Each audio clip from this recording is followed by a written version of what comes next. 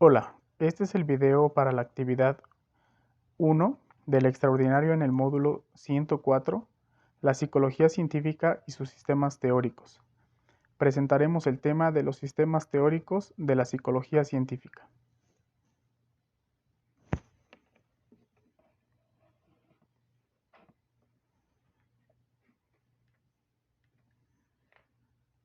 En este video vamos a conocer un poco de los sistemas teóricos en la psicología científica. Exploraremos a grandes rasgos 8 de ellos: el estructuralismo, el funcionalismo, la Gestalt, la reflexología rusa, la psicología rusa, el conductismo clásico y el neoconductismo.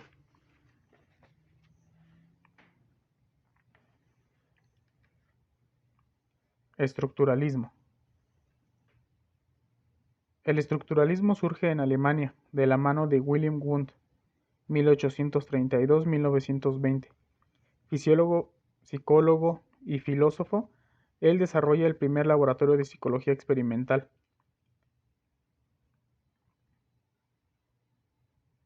Wundt considera que la mente está formada por bloques separados, lo que le llevó a estudiarla por secciones en estudios de laboratorio. Yo creo que él intentaba estudiarlos en secciones para definir qué era cada una de ellas y así poder entender la mente en su totalidad. Por medio de la introspección analítica y la autoobservación hacía experimentos de carácter cualitativo, esperando encontrar la conexión que unía dichas secciones.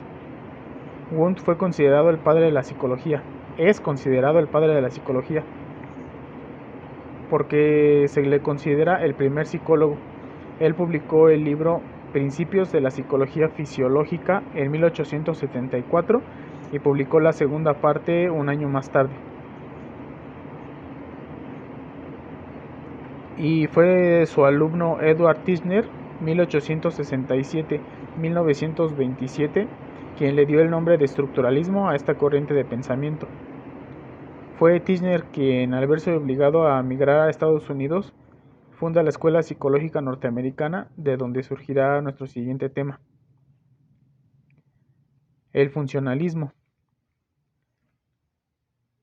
William James en 1890 publica Principios de la Psicología, y este se desarrolla en la Universidad de Columbia con Robert S. Woodward, en la Universidad de Chicago con Harvey Kahn. El enfoque que ellos daban a este estudio era la función de la conciencia, y ayudaban a entender cómo funciona la mente más que cómo está formada, a diferencia del estructuralismo. Este busca ser más práctico y científico que el estructuralismo y llevarlo a la vida diaria. De esta forma era más practicable fuera del laboratorio para poder atender a los pacientes. Surge como contraria a la psicología estructuralista de Tishner, pues esta es más personal, intenta responder las preguntas de Woodward: ¿qué hacen los hombres y por qué lo hacen? Contribuyó con la psicología como ciencia, para que fuera considerada como ciencia, revelando un activo eclecticismo sistemático en combinación con un enfoque severo de los problemas experimentales.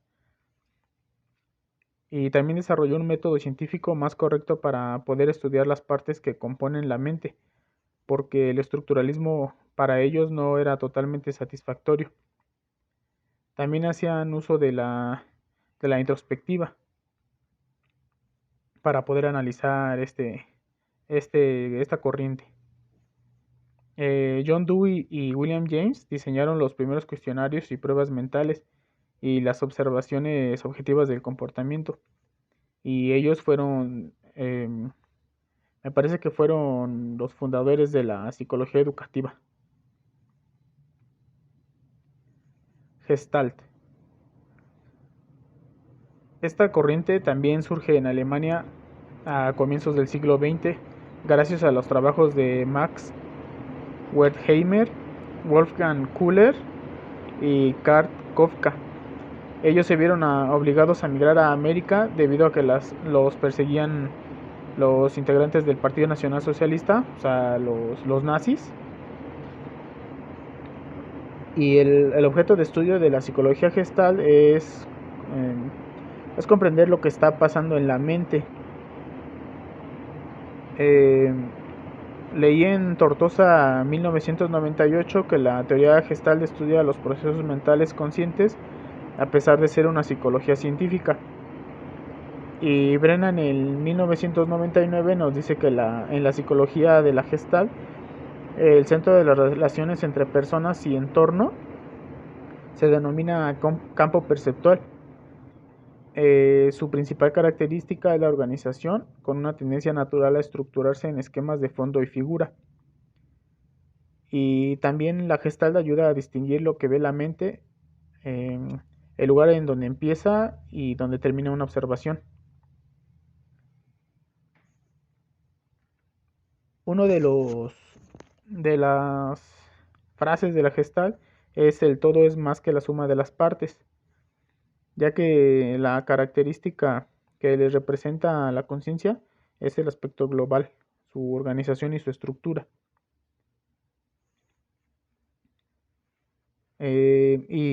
Sus representantes se centraban en la percepción del pensamiento y del aprendizaje.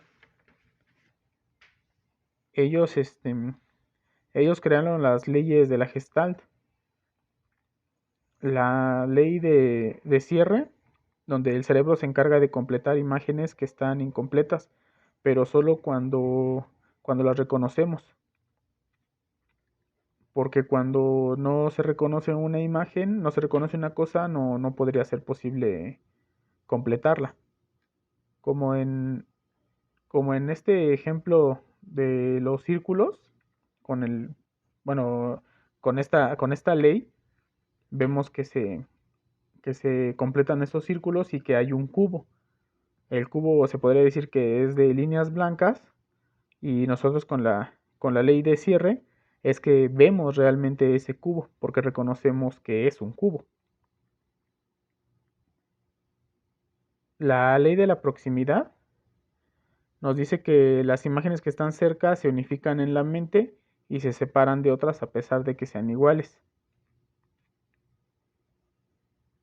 La ley de la simetría nos dice que las imágenes son percibidas como un elemento único.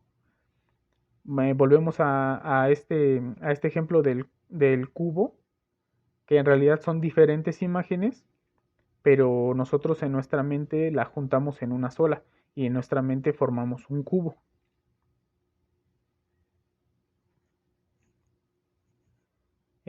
La ley de continuidad nos dice que los patrones de imágenes observadas se agrupan de modo que vemos grupos de ellas. Y la ley de relación figura y fondo, donde las imágenes pueden distinguirse, pero solo depende de si vemos el fondo o una figura en conjunto. En esta imagen de la izquierda podemos ver que en los matices oscuros podemos ver unas figuras. Alcanzamos a ver eh, figuras oscuras, pero si nos concentramos más y empezamos a distinguir, podemos ver también figuras en el fondo blanco.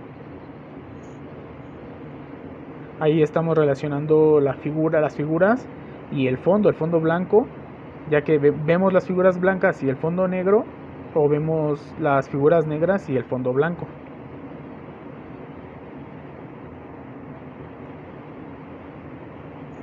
El psicoanálisis. Este, al igual que los anteriores, surge en Alemania a principios del siglo XX, de la mano del psicólogo Sigmund Freud, quien no le da mucha relevancia al funcionalismo, sino que se plantea de otra manera lo que dice el estructuralismo, en lo que se refiere a las partes de la mente. Él busca que el psicoanálisis sea útil, pues, porque buscaba encontrar una conexión más profunda entre el analista y su paciente, porque él quería que fuera más personal, más directo.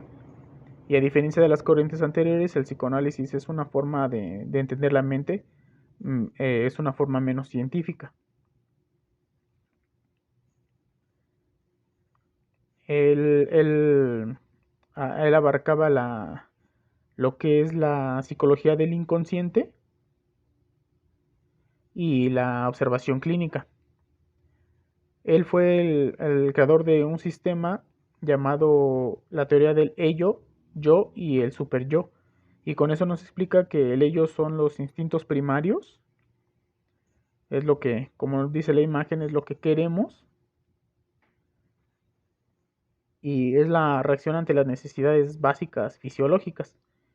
Y el yo se puede entender como un atisbo de la noción de las cosas. Es lo que creemos que podemos hacer.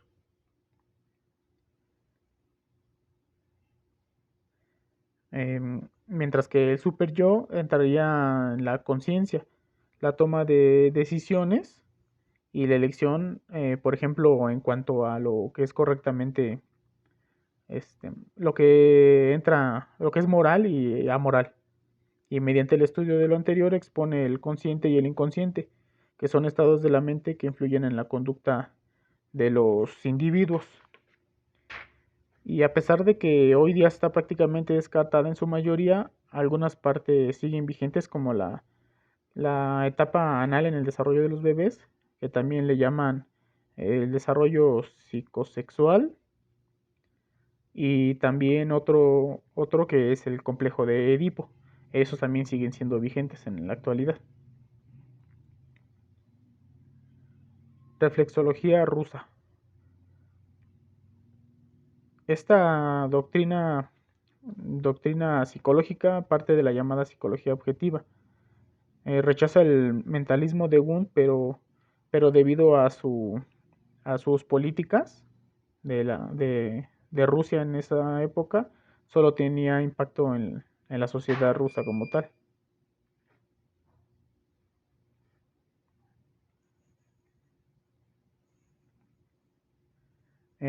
Iván M. Sechenov, Iván P. Pavlov y Vladimir M. Besterev, ellos desarrollaron el procedimiento de la experimentación en la neurofisiología,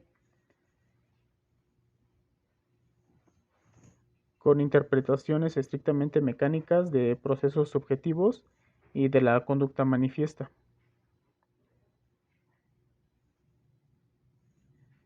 Ellos, en cuanto a la reflexología, se centraban en los reflejos del cuerpo y la relación que tenían con de la mente, los reflejos que consideraban eh, los reflejos que teníamos innatos.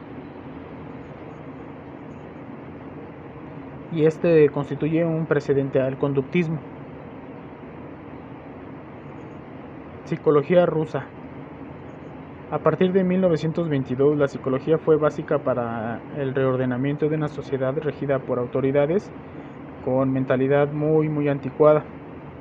Se negaban a los avances científicos. Y en ese entonces, Georgi Cherpanov fue impulsor y director del Instituto de Psicología Experimental en Moscú desde 1912. Uno de los puntos en los que se centraba la psicología rusa es la diferencia entre el hombre y los animales. Cuando en esta corriente se hablaba de conciencia, se refería a la actividad. Según nos dice García 1993, para Marx hay una diferencia entre la conducta instintiva humana y animal, ya que la actividad humana le permite una planeación ante un proyecto y se puede crear en la mente lo que sea antes de realizarlo. Hay una conciencia interna que nos diferencia de los animales, y es que antes de hacer cualquier cosa se puede vislumbrar o idear el resultado final, considerando el objetivo y los medios disponibles, y de esta manera hacer cambios a lo que aún no se ha hecho. Y también el hecho de que pues tenemos guías, maestros. Y la psicología soviética toma una dialéctica que se ocupa de hechos cualitativos. Esto quiere decir que se concentra en datos de interés interpersonal y no en relación de resultados demostrables. Uno de los exponentes más famosos de la psicología rusa es Vygotsky. En su libro García 1993 dice que para Vygotsky el cerebro humano es un sistema plástico y flexible capaz de una alta modificación funcional. por obra de la actividad práctica, la interacción social y el empleo de instrumentos tales como el lenguaje. Es a lo que me refería cuando yo comentaba de que tenemos maestros que nos enseñan las técnicas como tal, cómo se hacen las cosas. Y también García en 1993 nos habla de Luria, quien desarrolla una hipótesis donde la estructura y localización sistémico-dinámica de las funciones psíquicas superiores y elabora el método de análisis sindrómico, que es la correlación alteración cerebro-psique. Creo entender que es la relación donde entendemos entre el cerebro como un órgano y la psique que sería la mente. Y esto hace que separe al hombre de los animales gracias a la capacidad del lenguaje hablado, ya que crea el concepto de conciencia humana y dicha conciencia eh, no la poseen los animales. Conductismo clásico. Watson es el creador del conductismo y él se interesó en la psicología animal desde que era estudiante. Se convenció de que la psicología animal era una ciencia objetiva, independiente de una base mentalista. Él propone la conducta observable ignorando la conciencia y la mente. Él buscaba modificar la conducta, por eso lo de la conducta observable, porque eso era lo que él como investigador podía ver en su totalidad. Y aplica métodos y principios de la psicología animal objetiva para descubrir las bases del comportamiento humano. Junto con Watson, Pavlov con el condicionamiento clásico y Skinner con el condicionamiento operante, hicieron aportaciones eh, con sus experimentos. Y esto da paso al neoconductismo en sí para que éste resolviera las diferencias del conductismo de Watson.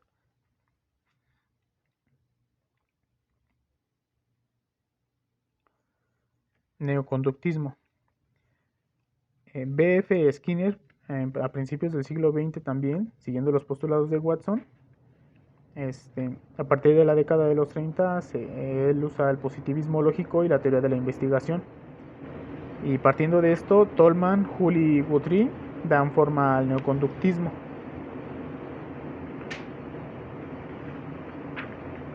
El neoconductismo sostiene que la conducta se puede describir mediante el análisis de estímulos que la provocan y plantea que es una respuesta espontánea o aprendida ante estímulos del ambiente. Maneja la posibilidad de extinguir, de castigar o reforzar una conducta, modificando, modificando esta de manera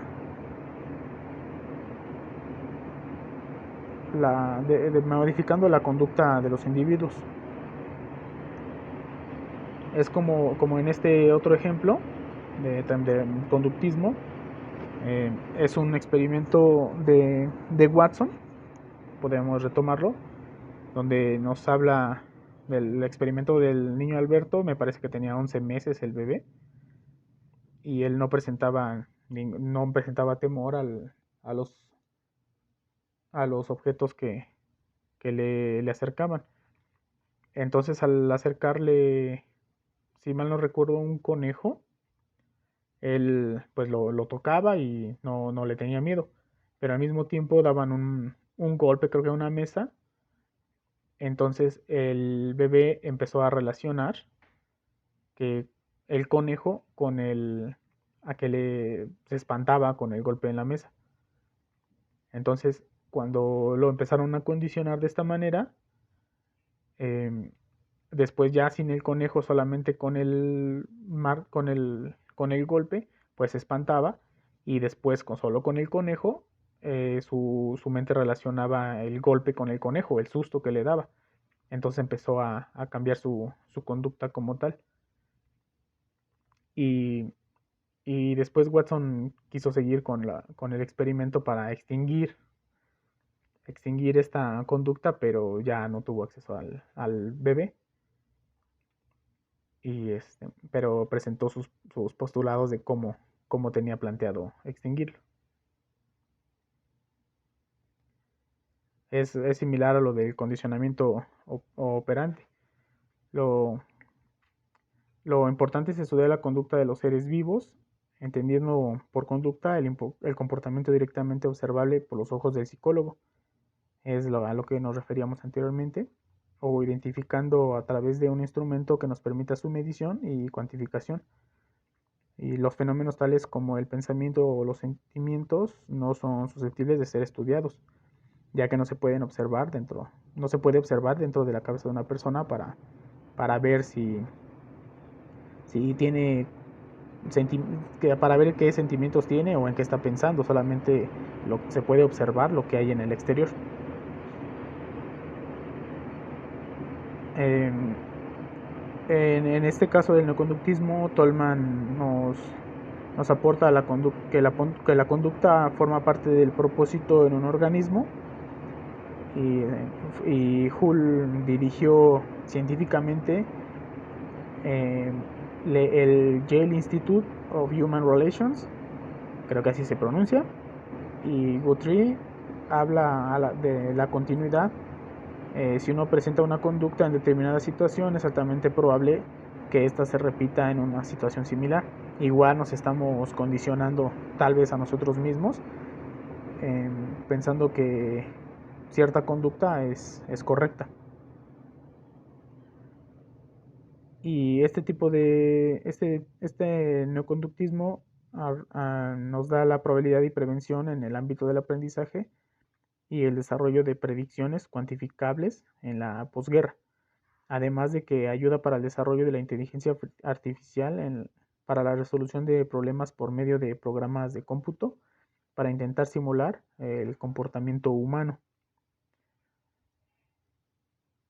Em, Como conclusión, podríamos decir que estos sistemas teóricos han evolucionado a modo de que, y a pesar de que se fueron creados casi al mismo tiempo a principios del siglo XX y prácticamente este, unos en Alemania y unos en Estados Unidos, fueron, fueron muy similares en cuanto a sus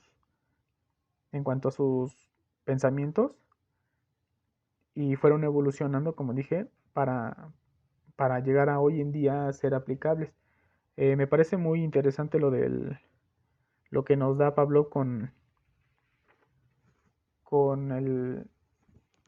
este, con sus estudios de condicionamiento clásico, pues, su famoso experimento con los perros y el metrónomo para la salivación del perro, y en cuanto a la comida y el metrónomo, cómo realmente estamos condicionados con sonidos y reacciones fisiológicas que tenemos, reacciones físicas, porque podríamos comparar muchas reacciones que tenemos hoy en día, pues digamos que podríamos entender lo que sentía el perro, ¿no? Al acercarle la comida. Y lo que Skinner nos da con el condicionamiento operante, es importante tener en cuenta que la que nos condicionamos, que nos condicionan, y no nos damos cuenta realmente. Es una reacción involuntaria, ya después ya estamos condicionados, y, y no sé, ya es automático la acción que tenemos para obtener esta reacción. Por eso aquí, como la imagen nos dice, pulse la palanca por comida. Entonces ya sabemos que, no sé, debemos trabajar para obtener dinero. Debemos pagar para que nos den un producto, o debemos hacer esta u otra, esta u otra cosa para obtener algo. Bueno, muchas gracias.